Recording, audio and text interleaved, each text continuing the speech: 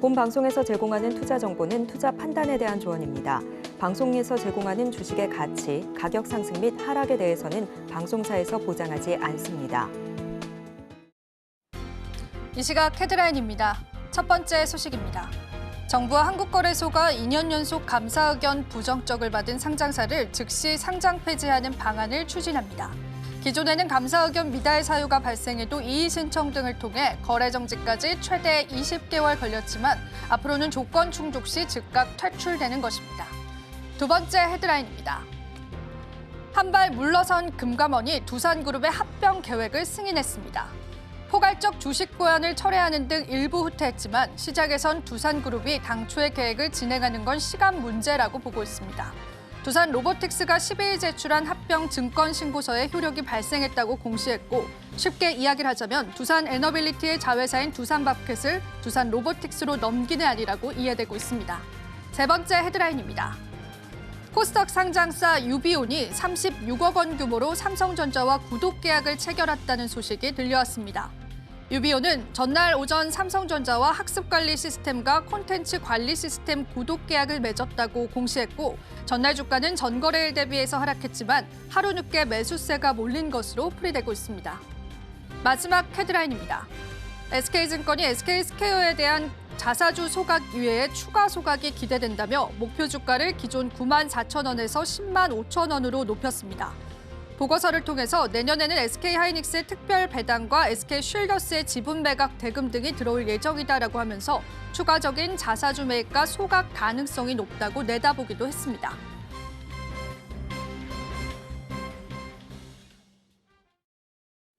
시청자 여러분 안녕하세요. 마켓 쇼쇼쇼 진행의 이지영입니다.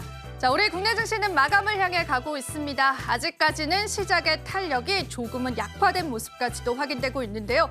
바로 한번 우리 시장의 동향들을 살펴보면서요. 우리 시장의 흐름들 바로 살펴보겠습니다. 자, 일단은 반도체 툭톱부터 살펴보면 좋겠습니다. 삼성전자에 관해서는 다시 한번 하락세로 전환된 모습들이 현재 눈에 띄는데요. 일단 엔비디아 실적 발표가 간밤에 뉴욕 시장에서는 좋은 쪽으로 풀이가 됐습니다. 그래서 오늘 반도체주에 관한 기대감이 있었고 반도체주에 관한 수급도 일부 들어왔습니다. 하지만 삼성전자는 하락 전환했습니다. 살펴보니까 수급적으로 외국인들의 매도 물량이 보이더라고요. 큰 폭은 아니지만 우리가 그래도 마감 시장까지 살펴볼 이유는 있을 것 같습니다. 반면 하이닉스는 외국인 매수세에 들어옵니다. 지금 현재 구간에서도 4%가량 상승하면서 그래도 증시의 탄력을 가져다 주고 있다라고 보시면 되겠습니다. LG에너지솔루션 연일 강세를 나타내고 있죠. 정말 일도 잘하고 수주도 잘 받고 있는 기업인데요. 거기에다가 자사주 소각에 관한 이슈까지도 부각이 됐습니다. 주주 환원에 관한 카드도 꺼내 들었기 때문에 LG에너지솔루션에 관한 주가 탄력들은 여전히 긍정적으로 다가가고 있다라고 보시면 되겠습니다.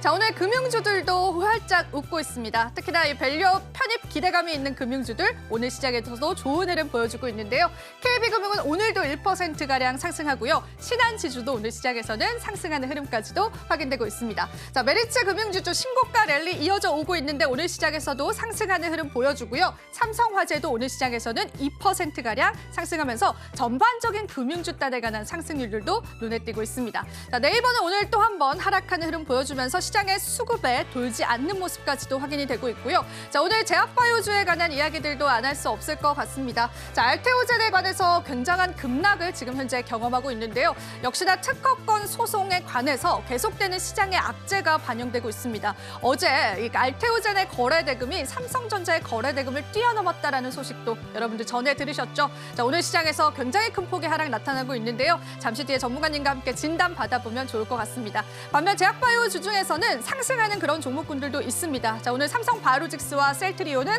그래도 약보합 상승 나타내주면서 제약바이오주 안에서도 선별적인 상승대까지도 우리가 확인해 볼 수 있겠습니다. 자, 오늘 전반적으로 시장은 급등락을 반복하고 있는 시점이고요. 자, 이러한 시점에서 우리가 어떤 전략들 세워봐야 할지 저희와 함께 해보시면 될 것 같습니다.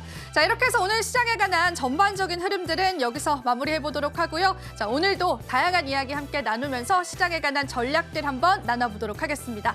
자, 오늘 함께 해주실 분 바로 소개를 해드리기 전에요. 또 저희 방송에서 제공해드리는 정보는 투자 판단에 대한 조언일 뿐입니다. 가치 판단과 상승 하락 보장하고 있진 않다라는 점 다시 한번 유의 부탁드리도록 하겠습니다. 그리고 저희는요, 당사 브랜드입니다. 당사 사칭한 피해 사례도 늘고 있기 때문에 여러분 그 부분 부분도 유의해 주시면 감사하겠습니다. 자, 마켓 쇼쇼쇼. 그럼 저희 이제 본격적으로 시장에 관한 이야기, 시장에 관한 힌트들 나눠보도록 하겠습니다. 자, 오늘도 함께해 주실 분 저희가 소개해 드릴 예정인데요. 자, ISS의 김태성 본부장님 함께해 주셨습니다. 본부장님 인사 나눠보겠습니다. 안녕하세요. 네, 안녕하세요. 네, 본부장님 저희 지금 마감 향해서 가고 있습니다. 네. 우리 시장 또 어떻게 보시는지 일단 시장에 관해서 한번 이야기 들어보겠습니다. 일단 굉장히 복잡한 지금 경우의 수가 펼쳐지고 있는 우리나라 시장이 아닌가 싶습니다. 저 멀리 미국은 여전히 여러 가지 변수가 있음에도 불구하고 굉장히 좋은 모습을 보이지만 우리나라는 뉴스 한 줄에 코멘트 하나에 굉장히 큰 변동성을 보이고 있는 섹터들이 많아진 하루가 아닌가 싶습니다. 물론 오늘 하루뿐만이 아니라 이번 주 내내 그런 모습을 좀 보이고 있다 보니 아마 많은 분들의 고민이 좀 깊어지실 것 같은데 오늘 가장 중요한 건 시차를 두고 지금 반응하고 있는 반도체 IT의 수급의 지속성 여부를 우리는 꼭 체크를 해야 되지 않을까라는 생각이 들어요. 일단 엔비디아가 여전히 좋은 실적을 내고 있고 앞으로도 좋은 실적을 낼 가능성이 높은 상황이기 때문에 SK 하이닉스 기준으로 지금 수급에 일단 회복이 나타나고 있는 상황. 삼성전자는 여전히 힘드네요. 일단 그런 부분들이 많은 투자자들의 지금 머릿속을 복잡하게 하지만 일단은 반도체 IT 중심으로 수급이 살아나고 있다는 것에 조금 포인트를 두고 시장을 봐야 되지 않을까라는 의견 드려보도록 하겠습니다. 시장에 관해서 진단해 주셨습니다. 우리가 시장에서 굉장히 그래도 초반에는 긍정적인 흐름 기대를 했었잖아요. 그렇죠. 근데 후반 되면서 사실 저도 좀 시장이 어지러워졌다 이런 느낌들 받았었는데 본부장님 잘 짚어주신 것 같아요. 그리고 본부장님 또 이렇게 새로운 배경에서 뵈니까 더 네. 멋있게 나오는 것 같아요, 본부장님. 네. 알겠습니다. 어스카운요.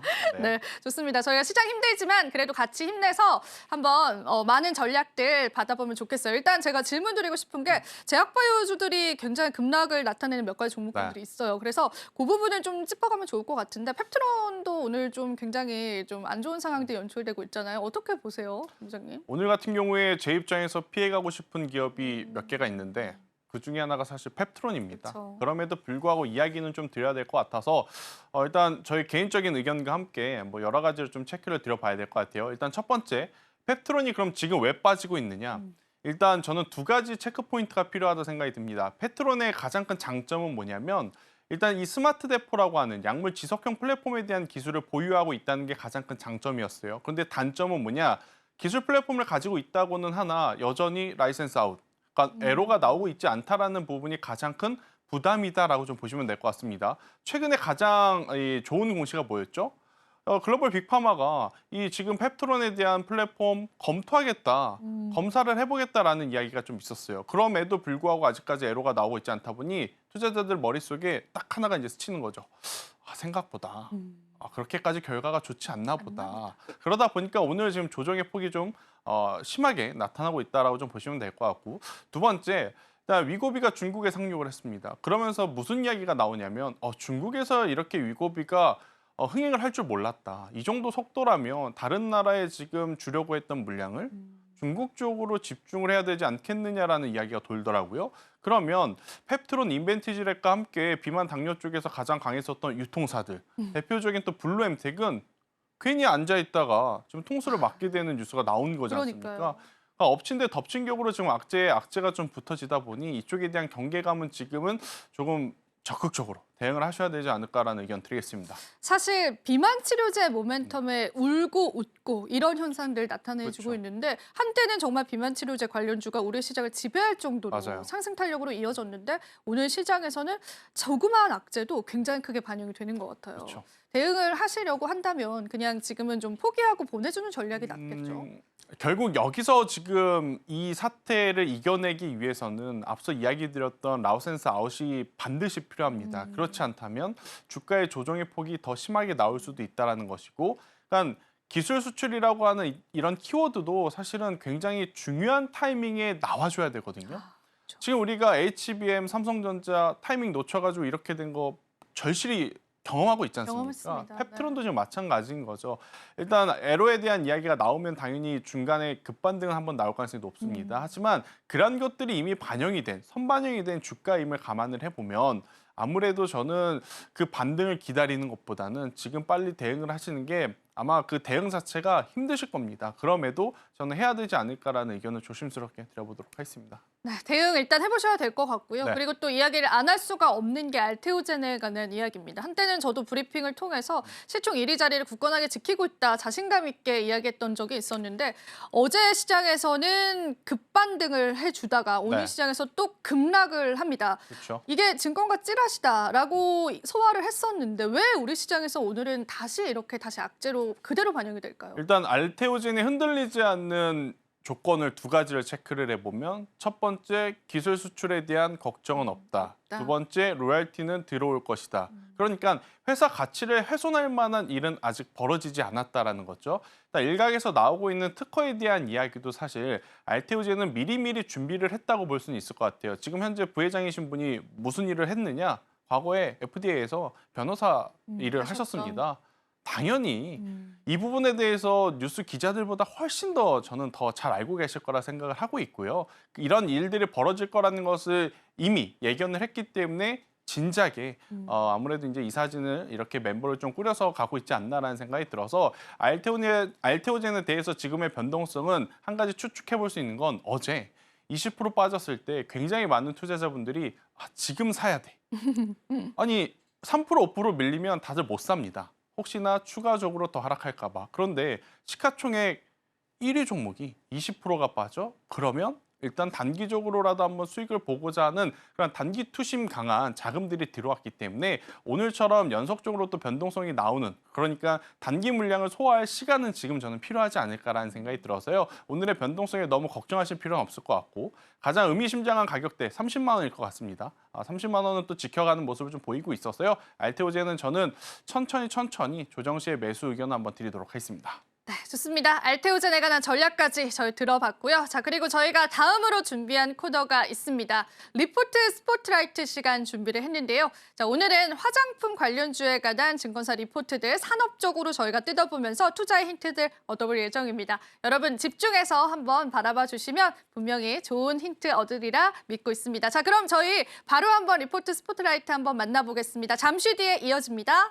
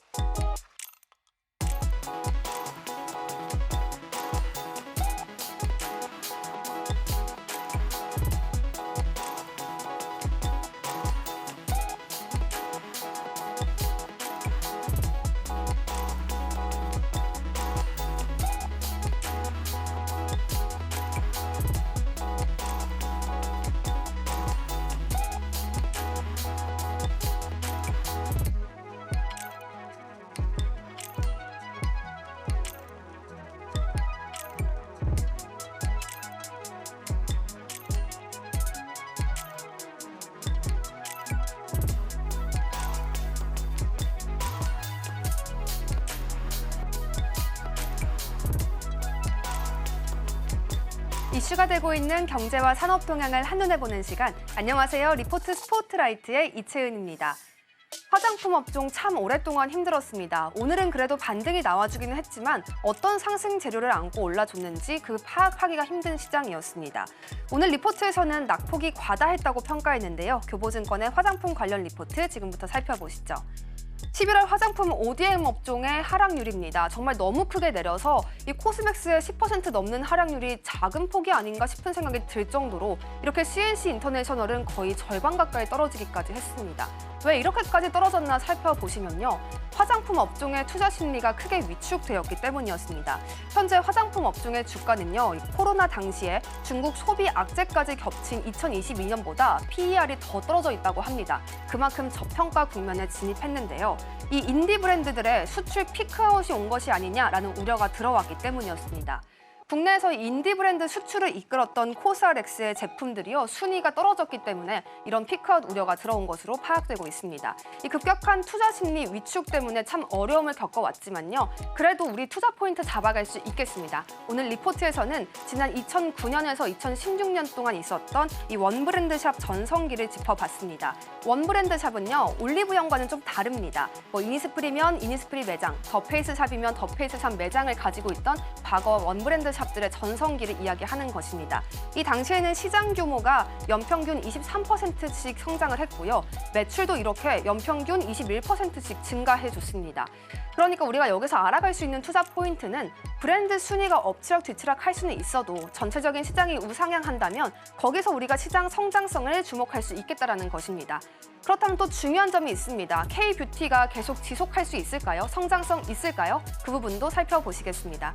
과거에는요, 우리가 중국에 많이 기댔습니다. 중국은 글로벌 2위 시장이었고요. 거기에다가 문화적 유사성을 기반으로 마케팅을 했기 때문에 좀 쉽기도 했습니다. 또 상승 동력으로는 우리가 한류 드라마, 한류 스타들에게 힘을 기대기도 했는데 지금은 많이 달라졌습니다. 지금 우리는 미국을 가장 큰 타겟으로 하고 있죠. 실제로 3분기 실적 발표를 보면 중국보다 오히려 미국에서 더 많은 매출을 냈다는 발표까지도 확인해 볼 수 있었습니다. 이 미국은 문화적 이질성이 있는 시장이기 때문에 우리가 이 이질성을 경쟁력을 통해서 극복해왔다는 점도 참 고무적입니다. 성장 동력은요, 글로벌 인플루언서들 그리고 일반인들을 통한 홍보 효과가 있었습니다. 화장품 이렇게 잘 나간다고 이야기하는데 그래도 피크아웃에 대한 우려는 저버릴 수가 없나 싶습니다. 참 궁금하신 부분일 텐데 이 피크아웃도 아직 논하기엔 이르다라고 리포트가 제시를 해줬습니다. 미국에서 계속해서 K-뷰티에 대한 우호 환경이 조성 중이라고 했는데요. 어떤 내용들이었는지 하나씩 짚어보시죠. 미국의 트렌드를 좀 더 보시면 기초 화장품에 대한 관심도가 매우 상승하고 있습니다. 이 기초 화장품에 대한 관심은 다시 말해서 피부색이나 인종에 따라 수요가 급격하게 변하지 않을 것이라는 이야기가 되겠습니다. 또 여기에 채널들이 온라인화되고 있습니다. 아마존을 중심으로 해서 유통 채널이 변화하고 있는데 더 넓은 시장에 우리가 접근할 수 있을 것이라는 전망도 해볼 수가 있겠습니다. 여기에 저가 제품들 10대, 20대들이 주도하고 있는 트렌드인데요. 이 인플레이션 때문에 어려워진 상황 속에서 듀프 제품도 큰 관심을 끌고 있습니다. 듀프가 무엇인지 잠시 짚어드리면 일명 저렴이 제품입니다. 백화점 제품과 같은 성능을 더 싸게 우리가 사용할 수 있는 것, 그것을 바로 저렴이 듀프라고 하는 것이죠. 이러한 흐름은 단순한 유행이 아닙니다. 구조적인 변화라고 하고요. 이런 변화는 10대, 20대들이 틱톡을 중심으로 끌어내고 있기 때문에 앞으로 더 오랫동안 지속될 수 있지 않을까라는 전망도 나옵니다. 오늘 리포트는 이 업종을 한 줄로 이렇게 평가했습니다. 용기 있는 자가 미인을 얻는다 였는데요. 그러니까 용기 있게 현재 업종에 들어와 있는 우려들을 극복한다면 그래도 제도약을 얻어갈 수 있을 것이다 이렇게 평가한 것이죠.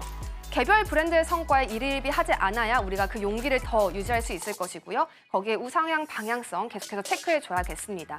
특히 전체 시장 성장이 이뤄진다면 가장 크게 수혜받을 종목은 ODM사들에 있겠습니다. 어떤 종목들 탑픽으로 꼽았을지도 전해드리죠. 한국콜마 먼저 보시겠습니다. 글로벌 브랜드를 수주했습니다. 한국콜마는 이미 글로벌 ODM사로 성장을 하고 있습니다.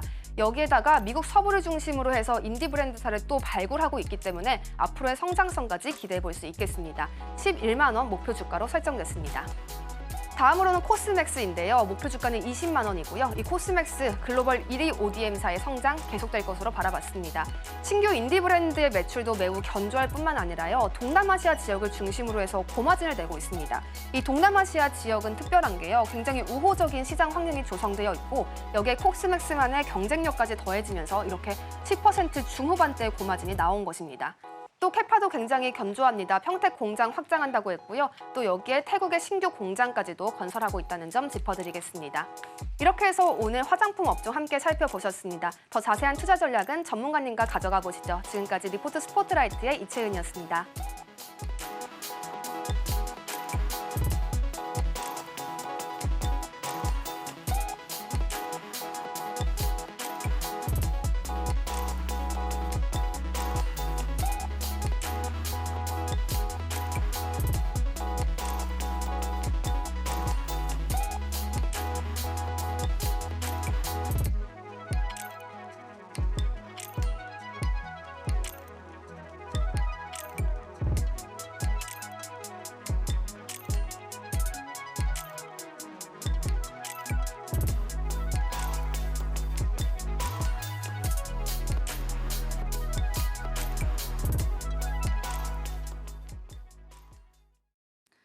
네, 리포트 스포트라이트 한번 저희가 열심히 경청해 봤습니다. 일단 본부장님께 이 산업에 관해서 어떤 의견을 가지고 계신지 여쭤봐야 될 것 같은데요. 고와 홀드 그리고 스탑 중에 어떤 걸 고르고 싶으신가요? 고입니다. 입니까? 네. 알죠. 네, 왜 갈까요? 갈 때 가더라도 네. 여러 가지를 좀 체크를 해야 될 것 같은데 사실 화장품주들 같은 경우에는 결국에 업황은 건재합니다. 그러니까 이번에 실적에 대해서 말도 많고 지금 탈도 많은데 숫자 그대로 계산을 해보면 이 정도 실적 잘 나오고 그러니까요. 주가가 밀리는 것은 좀 다분히 속상할 수밖에 없는 일이 아닌가라는 생각이 들어요.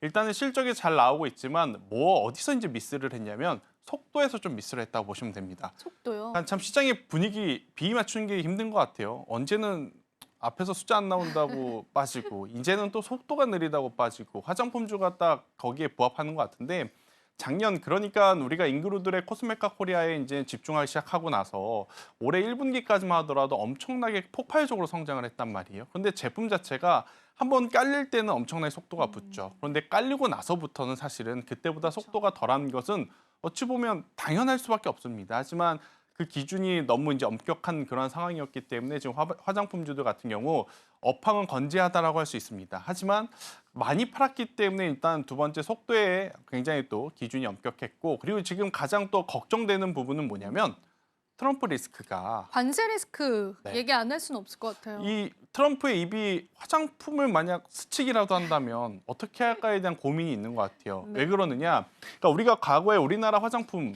그러니까 정말 고가의 명품 브랜드들이 많이 팔렸었어요. 아모레퍼시픽 아니면 뭐 LG생활건강. 제 기억으로는 저희 부모님 세대에서는 설화수가 굉장히 네. 유명하고 비쌌던 브랜드로 알고 있는데 요새 그런 브랜드 아니죠. 요새는 올리브영 가서 우리가 쉽게 좀 살 수 있는 가성비 브랜드가 그쵸. 인기가 많습니다. 중저가 브랜드가 네. 인기가 굉장히 많고 중저가 브랜드가 정말 많이 팔렸기 때문에 지금 그 기업들의 주가가 많이 올랐던 부분인데 중저가 브랜드의 구조적인 성장 당연히 기뻐할 만하죠. 하지만 문제는 뭐냐면 박리담의 형태로 팔아야 되는 제품들이란 말이에요. 근데 여기서 관세의 압박까지 들어온다? 그럼 가뜩이나 영업이익을 챙기기 위해서 엄청나게 많이 팔아야 하는데 속도도 둔화된 상태에서 관세까지 엎친 데 덮친 격으로 굉장히 불편할 수밖에 없다라고 좀 보시면 될 것 같아요. 그러다 보니까 화장품주들의 조정이 지금 굉장히 거셌는데 저는 오히려 만약 없으셨던 분들이 이쪽 섹터에 관심을 좀 이제는 좀 가져보셔야 될 때가 아닌가라는 생각이 들어서 그 의견을 한번 드려본 거고요. 최근 그러니까 2, 3개월 전만 하더라도 사실 밸류에 대한 부담이 있을 수밖에 없었습니다. 여러분들이 CNC 인터내셔널 한번 차트 보시면 혹은 실리콘투 차트 보시면 여기서 과연 또 갈 수 있을까? 그죠. 여기서라도 지금 사야 되나? 정말 고민이 많이 되는 수준까지 올라왔었단 말이에요. 하지만 올라오는 데는 2년에서 2년 반. 그런데 내리는 데는 2개월이면 다 내려오더라고요. 지금 다 내려온 상황은 우리가 뭘로 또 표현을 할 수 있냐면 밸류에 대한 부담이 지금 현저히 낮아진 상태. 밸류의 부담이 낮아졌는데 실적까지 낮아졌다면 보면 안 되죠. 그쵸. 하지만 밸류의 부담은 낮아졌으나 실적은 여전히 건재하다라는 것을 확인을 했기 때문에 저는 오히려 지금을 이용하시는 게 더 맞지 않겠는가라는 의견을 한번 드려보도록 하겠습니다. 그러면은 우리가 일단은 이 성장성이 속도가 둔화됐다라는 거에 지금까지 포커스를 맞췄고 그래서 주가가 하락이 됐다면 네. 주가가 지금이 오히려 매수 기회다라고 의견을 주셨잖아요. 네. 어떤 모멘텀이 살아야 이 화장품주들이 조금 올라올 수가 있을까요, 본부장님? 일단 가장 현실적으로는 돌아오는 4분기 실적은 실적은 사실 눈높이를 높이면 안 될 것 같아요. 근데 사실 실리콘투도 정말 잘 나왔지만 눈높이 대비 좀 낮았다라는 걸로 그쵸. 등락이 나왔잖아요. 근데 일단 매는 먼저 맞았기 때문에 아, 그래서 4분기 비수기의 어떤 성과는 그렇게까지 크게 중요할 것 같지는 않고요. 다가오는 내년 2분기 실적이 가장 중요할 것 같아요. 또 그 시점에 뭐가 있을 거냐? 트럼프 위기가 본격적으로 시장이 되면서 이제 중국과의 엄청나게 큰 트러블이 예상이 되는 시기이거든요. 그때 반도체 IT 지금 불안하죠. 2차 전지 불똥이 어디로 튈지 모르죠. 제약바이오 지금 흘러가는 걸 봐서는 그때도 정신이 없을 것 같죠. 그러면 지금 먼저 매를 맞고 있었던 종목군들이 그때는 오히려 기회가 될 수 있지 않겠는가라는 생각을 저는 하는 거예요. 그래서 지금의 가격이라면 그때까지 가지고 가는 거 벌써 11월 끝나갑니다. 12월, 1월, 2월 하다 보면 올해가 어느새 그 시점 다가옵니다. 그러니까요. 너무 지금 먼저 매수해가지고 가지고 가는 거 아니야라고 생각을 하실 수는 있겠지만 시간은 굉장히 금방 간다는 거 유념하셔서 저는 지금의 화장품주들은 다가오는 내년 2분기 실적의 개선세를 좀 기대를 하시면서 보시는 게 현실적으로 맞지 않겠는가라는 의견 한번 드려보도록 하겠습니다. 그러면은 이런 질문도 좀 드려보고 싶어요. 일단 우리가 고를 할 거긴 한데 네. 돌다리도 두들겨 보고 건너라고 네. 약간 이게 건너도 될 만한 곳인가를 좀 보고 건널지 그쵸. 아니면 그냥 지금 건널까요? 약간 뭐가 더 좋을까요? 저는 지금도 괜찮다. 아 진짜로요? 네, 지금도 괜찮다라는 생각이 들어요. 왜냐? 주가라는 건 낮은 가격에 사서 높은 가격에 팔아야 되잖아요. 그렇죠. 지금 화장품주들 많이 내려왔습니다. 맞아요, 많이 물론 안 이제 잠시 후에 저희가 어떤 종목군들, 어떤 기업들을 좀 선택을 해야 되느냐 이 이야기도 하겠지만 지금 대다수의 화장품주들이 가격적으로 정말 매력적인 구간에 있는 것은 맞아요. 그래서 들고 가실 거라면 괜히 기다렸다가 놓치셔서 말고. 쫓아가지 마시고요. 어. 저는 지금이 아닐까라는 의견 드리도록 하겠습니다. 그러면 우리가 지금 두드리지도 않고 건넌다면 네. 어떤 종목을 좀 건너볼까요? 저도 뭐 여러 가지 이제 기업을 좀 많이 좀 체크를 했는데 앞서 이제 앵커님께서 이야기한 그 리포트에서 눈여겨볼 기업으로는 저는 코스맥스를 꼭 코스맥스. 보셔야 된다라는 생각이 듭니다. 결국 이제 코스맥스는요, ODM사에서 이제 전 세계 1위 점유율을 좀 가지고 있어요. 그러니까 1위라고 하는 타이틀이 주는 기대감은 굉장히 상당하거든요. 특히나 이 코스맥스 같은 경우에는 실리콘투처럼 잉그루드랩처럼 코스메카 코리아처럼 CNC 인터내셔널처럼 주가가 많이 올랐는가? 오르지 못했습니다. 그런데 이제 그게 그동안에는 가장 큰 단점이었죠. 아니 왜 이들 다른 기업도 올라가는데 코스맥스는 그렇게 좋은 기술을 가지고 있다고 하지만 오르지 못해? 근데 이제 그게 장점으로 부각이 될 수 있다는 거죠. 왜냐하면 지금 조정이 조금 심해진 기업들의 공통점, 미국발 매출이 커진 기업입니다. 그거 좀 리스크인 것 같아요, 네. 정말로. 그게 올라갈 때는 엄청나게 좋았지만 트럼프 당선이 나타나고 나서부터는 그게 가장 큰 리스크가 지금 그죠. 돼버린 상황이잖아요. 코스맥스는 반대로 안 되더라도 계속해서 중국 시장의 문을 조금 더 강하게 두드렸던 기업입니다. 그러니까 그들이 움직일 때 사실 코스맥스가 따라 올라가지 못했죠. 그래서 코스맥스 가지고 계셨던 분들은 속상하죠. 하지만 지금 시간이 지나서 돌이켜보면 이제부터는 미국보다는 중국 쪽에 한번 기대를 걸어보는 게 더 확률적으로 높지 않겠나라는 생각이 들 수밖에 없습니다. 왜? 중국 같은 경우에는 경기 부양에 대한 이야기가 계속해서 지금 강하게 나오고 있지 않잖아요. 그런데 일단 연말 소비 시즌은 다가왔습니다. 그렇기 때문에 오히려 저는 북미라든지 이런 유럽 쪽보다는 그동안에 잠잠했던 중국 쪽에서 이제 새로운 뉴스가 나오는 것을 기대를 하면서 한번 바라보시는 게 어떨까라는 생각이 들어서 다른 기업들보다는 이제 코스맥스를 먼저 챙겨보자라는 의견 한번 드릴 수 있을 것 같습니다.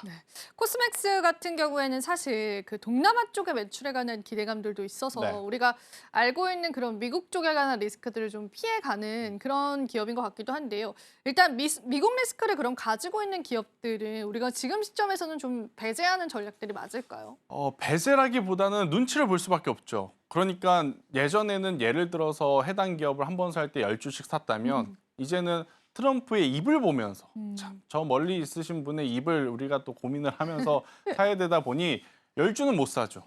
한 2주, 3주? 최대한 지금 나눠 살 수밖에 없는 상황이 아닌가 싶어요. 왜 지금 관세 얘기를 계속 하냐면 미국 입장에서 보면 화장품 산업 기준으로 어느 나라에서 가장 많이 수입을 해오는가? 우리나라입니다. 그럼요. 그러니까 트럼프가 지금은 반도체 보고 있고 자동차 보고 있고 2차 전지 보고 있고 방산 보고 있으니까 아직까지는 이야기 안 했는데 이제 본격적으로 이기 시작해서 진물을 보다가 화장품주를 봤다. 그런데 이게 뭐야? 한국이 이렇게 많이 비중을 그게 차지한다고? 저는 되게 두려워요. 왜냐하면 화장품까지 관세 이야기를 하게 되면 그렇죠.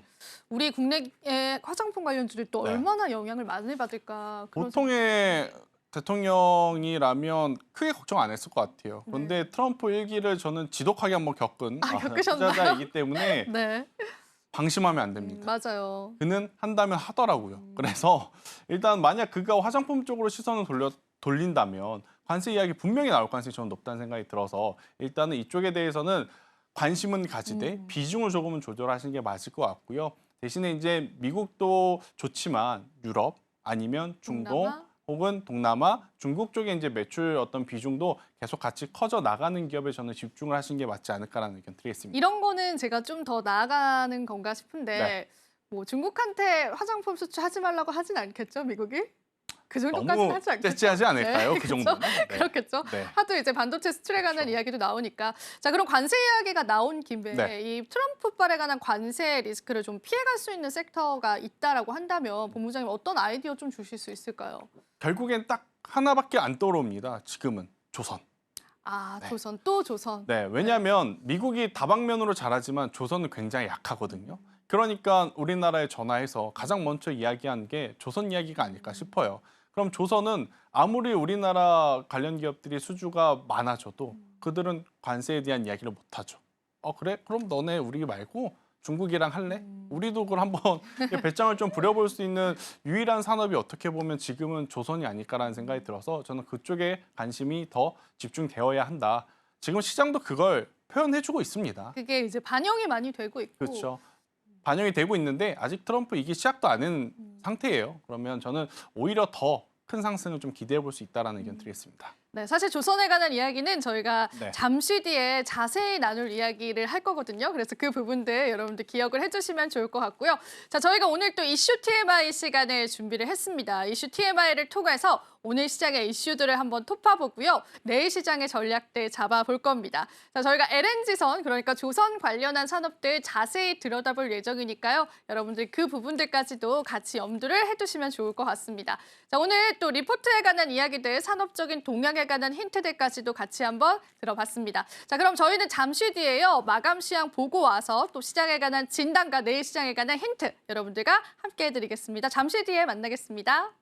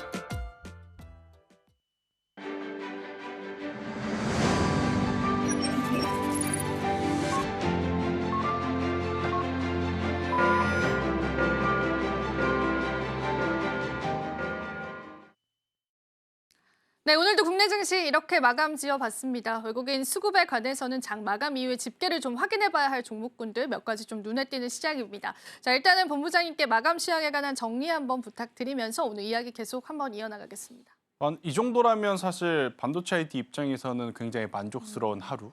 반대로 제약바이오 입장에서는 아니 이게 웬 날벼락이야? 날벼락이야? 라고 할 수밖에 없는 하루가 아닌가 싶습니다.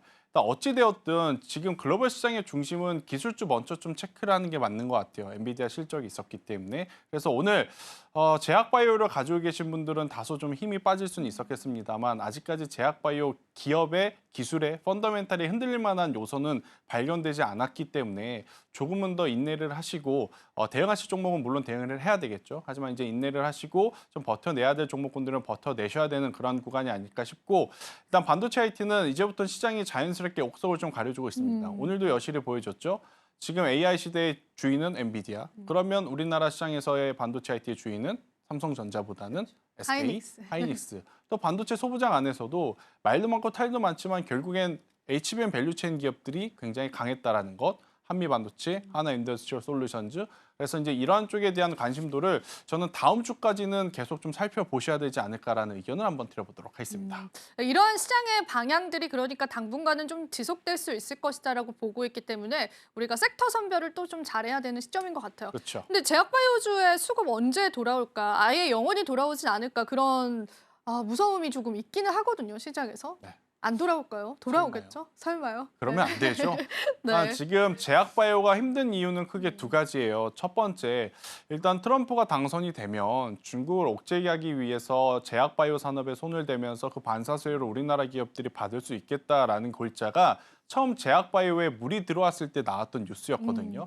여기에 이제 속도를 붙인 게 금리 인하의 시점과 그럼요, 네. 금리 인하의 속도였습니다. 그런데 1번의 전제 조건은 여전히 유지가 되고 있는 가운데 2번에서 조금 삐끗거리는 거죠. 아무래도 이제 지표가 생각보다 좋게 나오다 보니 연준 파월 의장이 금리 이렇게 되면 인하 시점의 속도를 고려해봐야 되지 않겠는가라고 이야기를 하다 보니 제약바이오가 지금 정신을 못 차리는 거긴 한데 결국 기술 수출할 기업들은 기술 수출하고 있고 실적이 나올 기업들은 실적이 나오고 있기 때문에 오히려 대내의 변수, 매크로 변수에 그들이 힘을 받지 못한다면 오히려 그걸 이용을 하셔야 된다라는 의견을 한번 드려보도록 하겠습니다. 네, 좋습니다. 자, 그럼 저희가 오늘 시장에서 어떤 섹터들이 시장을 이끌었었는지 핫 섹터를 3가지 정도 살펴보면서 본부장님과 함께 전략 나눠보겠습니다. 자, 오늘 첫 번째 핫 섹터 한번 열어보겠습니다. 같이 한번 봐주시죠, 보시죠. 본부장님. 네, 오늘 첫 번째 섹터는요, AI 챗봇 쪽인데, 네. 자, 일단 이쪽 보면은 일단 역시나 AI 관련주들에 관한 기조들이 좀 이어져 오고 그렇죠. 있다라 보고요. 오늘 또 상한가 안착한 SP소프트라는 종목군들도 네. 있습니다. 자, 이쪽 섹터에 관한 코멘트 좀 부탁을 드려보겠습니다. 결국에 이제 AI 데이터 센터가 많아지고 나서 그것을 활용해서 돈을 벌 수 있으려면 자체 플랫폼들이 있어야 됩니다. 지금 이제 언급드린 SP소프트, 솔트룩스와 같은 경우에도 결국엔 이 딥러닝을 통해서 플랫폼들이 가동이 되었을 때 수익을 볼 수 있는 기업들로 압축이 된 거거든요. 그러니까 지금 미국도 마찬가지죠. 팔란티어가 의외로 지금 계속해서 좋은 모습을 보이는 이유는 AI를 통해서 그러니 인풋 대비 아웃풋을 뽑아낼 수 있는 기업에 이제는 투자자들이 집중을 하고 있기 때문에 이쪽이 강하다라고 좀 보시면 될 것 같아요.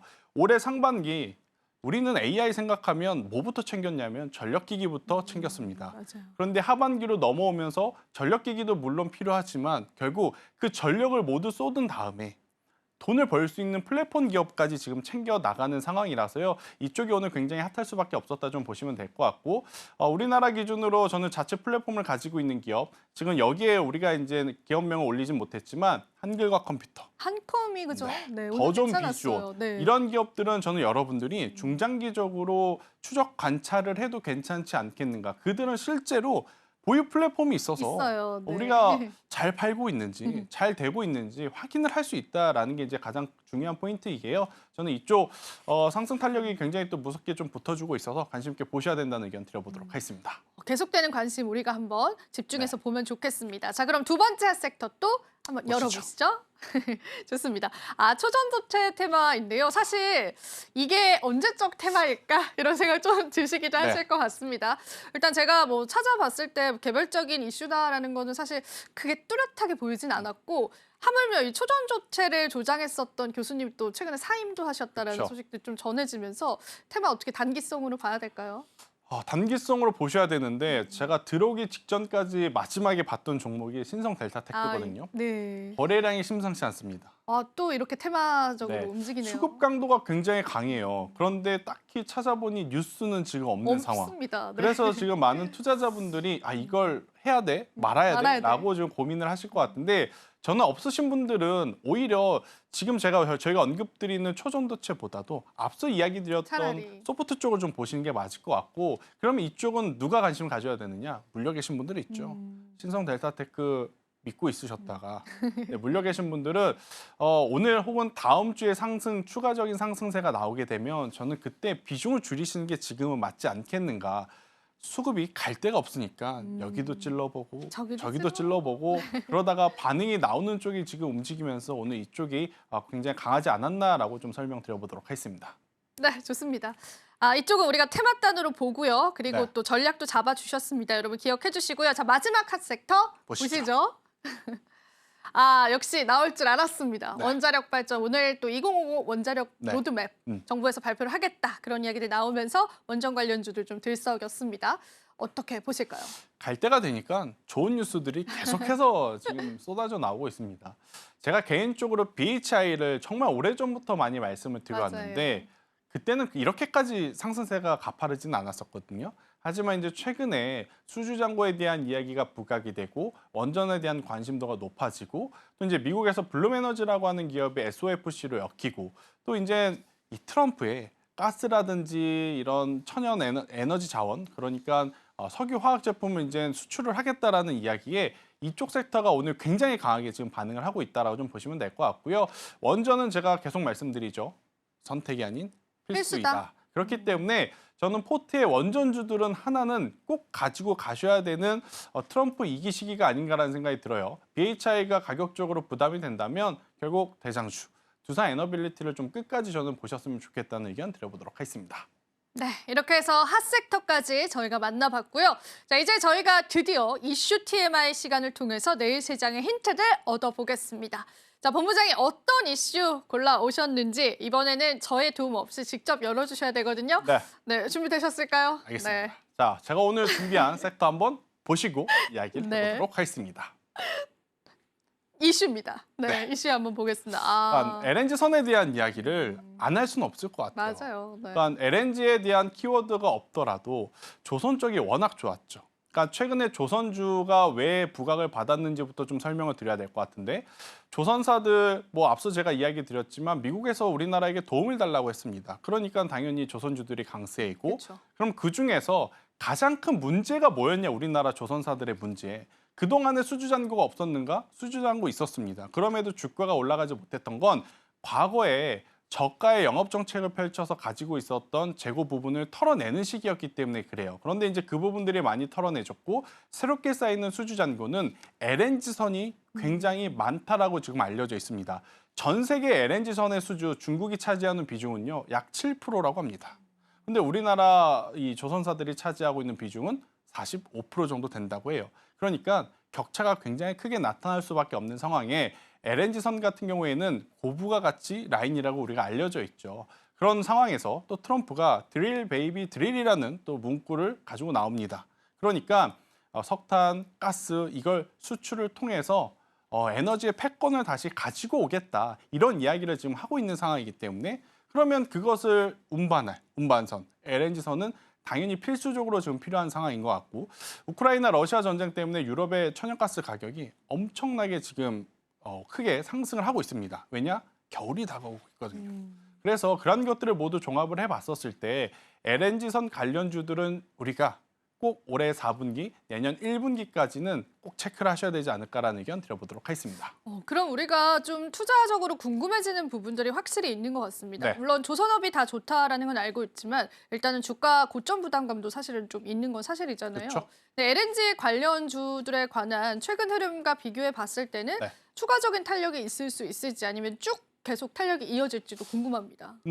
일단은 어제와 오늘 연속적으로 상승한 부분들이 좀 있어요. 그래서 중간중간에 쉬어감은 있을 수는 있겠지만, 저는 투자하기로 마음 먹으셨다면 그냥 지금이라도 분할해서 매수를 한다 생각을 하시고 천천히 모아가시는 게 맞다는 생각이 듭니다.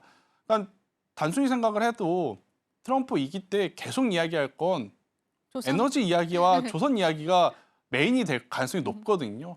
그러면 그때마다 시장에서는 관련주들이 반등하는데 없어서 포모 현상에 시달리거나, 또 시세가 나니까 또 쫓아서 매수를 하거나, 그렇게 되면 계좌가 좋아질래야 좋아질 수가 저는 없다 생각이 들어요.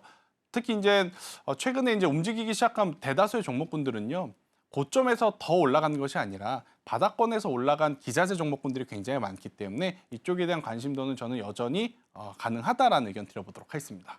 네, 좋습니다. 계속 저희가 좀 관심을 가져보면 네. 좋을 것 같고요. 추가 질문이 있는데, 얼마 전에 이제 신조선가를 보니까 일시적인 하락도 조금 있었더라고요. 그렇죠. 사실 신조선가가 조선주에 영향을 미치기는 하잖아요. 네. 근데 어느 정도의 영향력 가져갈까요? 이쪽 섹터에 관해서.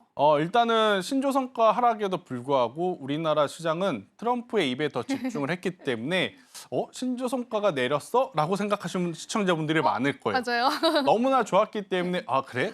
이 상황에 지금 신조선가는 내려가 있었단 말이야? 라고 생각을 하실 것 같을 정도로 그렇게까지 큰 영향을 지금 우리나라 증시 그리고 관련주들에게 주지 않을 가능성이 높다라는 생각이 들고 있고요. 결국은 미국과 중국이 대차게 한번 붙을 겁니다. 그때 이제 조선주들이 어떤 모습을 좀 띨지 저는 그때 가서는 신조선가에 대해서 이제 고민을 해야 되겠지만, 그 전까지는 그냥 지금 흘러가는 흐름 타셔야 되지 않을까라는 의견 드리겠습니다. 네, 좋습니다. 신조선가 여러분 살짝 올랐습니다. 모르셨죠? 네. 네. 저희가 이러면서 또 이제 전달을 해드리는 그렇죠. 거니까. 자, 그러면 이제 그 LNG 안에서 어떤 종목군들 좀 고르셨는지 궁금한데, 네. 승부주 직접 열어주셔야 되거든요. 오늘 두 가지를 가지고 왔거든요. 네, 그러니까 오늘 네. 두 가지니까요. 그첫 보시죠 번째. 한번 해주세요. 그 네. 첫 번째 승부주 한번 보도록 하겠습니다. 좋습니다. 뭘까요? 이거 본부장님 굉장히 또 좋아하시네요. 제가 제일 좋아하던 기자재 중에 하나인데 이제 제대로 평가를 받고 있는 것 같아서 저는 네. 좋더라고요. 그리고 이제 더 올라갈 만한 요소들이 여전히 많이 남아 있다. 자, LNG 선엔 필수적으로 들어가는 요소가 하나 있습니다. LNG를 실어 나를 수 있는 대형 탱크. 근데 이 탱크를 아무나 만들면 안 되죠. 터지겠죠. 그렇기 때문에 만들 수 있는 기업은 국한되어 있고 그 허들 자체가 굉장히 높다 보니 지금 상장사 기준으로는 세진중공업이 굉장히 유일하다라고 좀 보시면 될 것 같아요. 그리고 이제 우리나라 반도체에도 양대 산맥이 있죠. 삼성전자냐, SK하이닉스냐.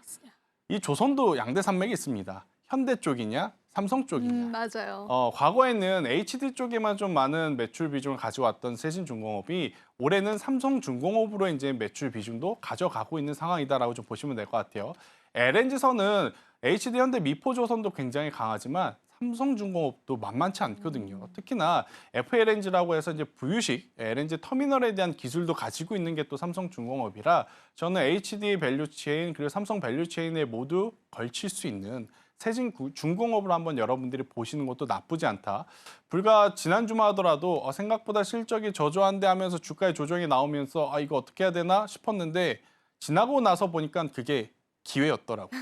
네, 그게 기회였고 다가오는 4분기 지금 이들은 지금 당장의 실적보다도 향후의 어떤 추가적인 수주에 따라서 더 탄력을 받을 가능성이 높기 때문에요. 저는 세진중공업을 만약 없으셨던 분들은 대형 탱크의 기술을 가지고 있구나라는 기준으로 한번 보시는 것도 나쁘지 않다는 의견 드려보도록 하겠습니다. 그런데 오늘이 참 또 10% 급등을 해주세요. 저희가 항상 좀 이런 거 아쉬운 것 같아요. 그래서 만약에 이제 지금도 괜찮다라고 하셨잖아요. 조금 중장기적으로 봤을 때는 얼마 정도까지 좀 가격 탄력 기대해 볼 수 있을까요? 저는 올해 이제 기록했던 고점은 충분히 넘어간다라고 보셔야 될 것 같아요. 그러니까 세진중공업 여러분들이 이제 차트를 좀 놓고 보시면 올해 이제 한참 잘 가다가 실적에 대한 부담감이 다소 있을 수 있지 않겠는가? 그쵸. 사실 그때는 세진중공업만 조정이 나온 게 아닙니다. 다수의 조선사들과 함께 기자재 모두 지금 조정이 나왔던 상황이라서 저는 그때의 고점은 충분히 넘어가면서 그 10,000원 이상의 가격대는 유지가 될 가능성이 높지 않겠는가라는 의견 드려보도록 하겠습니다.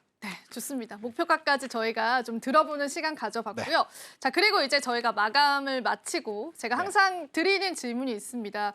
우리가 또 내일은 또 어떤 종목을 받아봐야 하는지 과연 내일의 시장을 기대하면서 볼 수 있는 종목 오늘 2가지 또 종목을 해주셨잖아요. 그래서 한번 이것도 열어주시면 좋을 것 같은데요. 네, 제가 오늘 두 번째로 준비한 다음 주 월요일 날 우리가 봐야 할 종목 한번 보도록 하겠습니다. 2MC가 된 것 같아요. 마음이 편합니다.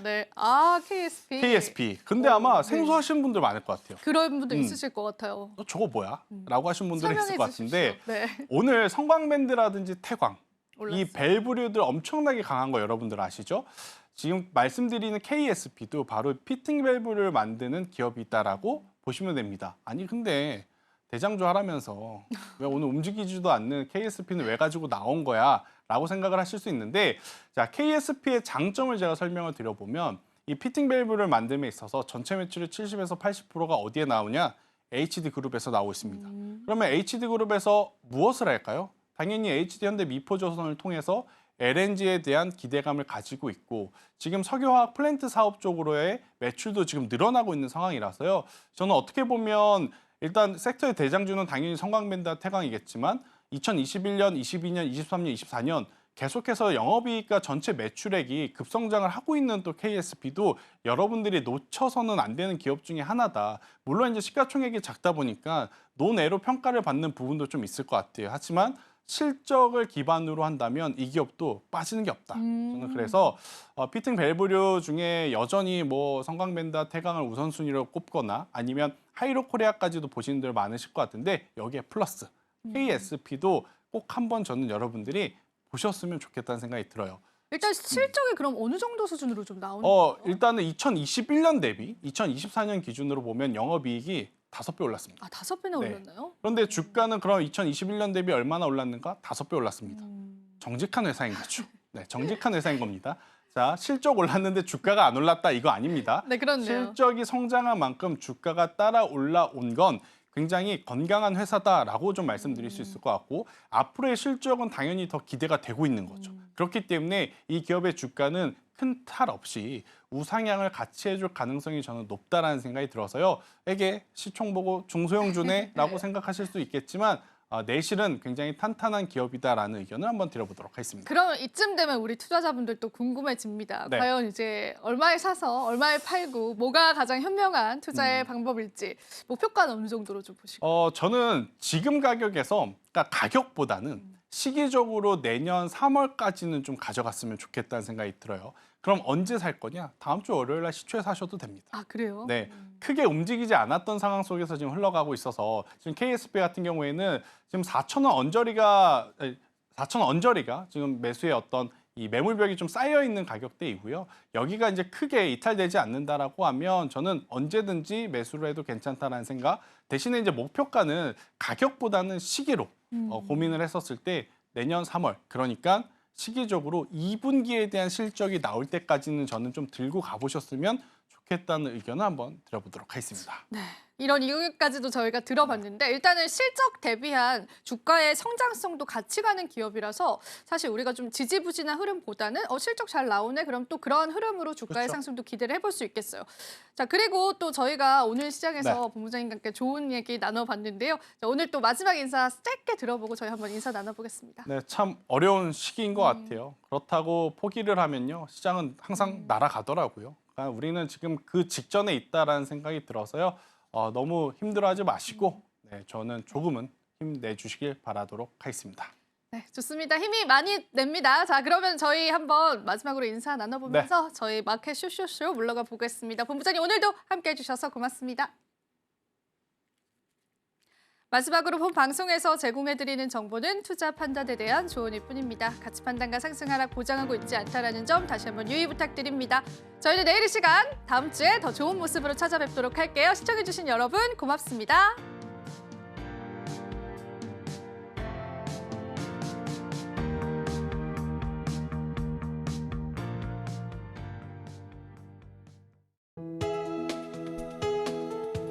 본 방송에서 제공하는 투자 정보는 투자 판단에 대한 조언입니다. 방송에서 제공하는 주식의 가치, 가격 상승 및 하락에 대해서는 방송사에서 보장하지 않습니다.